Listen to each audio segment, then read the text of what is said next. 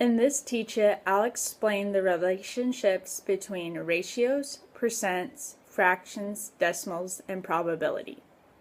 All 5 of these operations are similar because they represent partial amount of a whole number. I will give a brief definition followed by a real-life example for all 5 of these operations. Ratios is a relation between two amounts showing the number of times one value is contained within the other. Here is a real-life example dealing with ratios. This can be taken inside of a classroom. There are 24 students with a 2-to-1 male to female ratio. This means for every 2 males in the classroom, there is 1 female. If there's 24 kids in the classroom, it would be 16 males plus 8 females is equal to 24.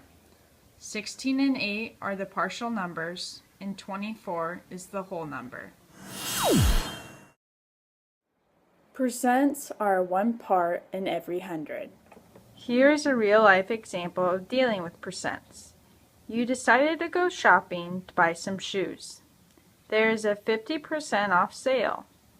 This is also saying 50% out of 100, where 50 is the partial number and 100% is the whole.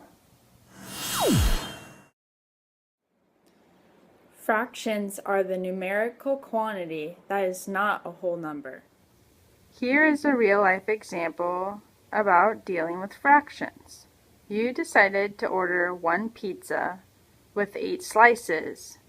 There are 4 people. Each person gets 2/8 of the pizza, or 1/4, for it to be even. 1/4 is a partial number, and 1 is the whole number.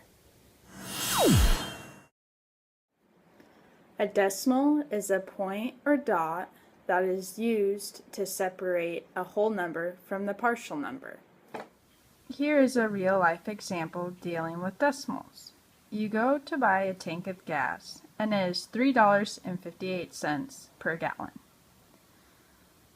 The $3 is the whole number, and 58 cents is the partial number, because 100 cents is a whole, so this is 58 cents over 100 cents. Probability is the likelihood of something happening out of 100%.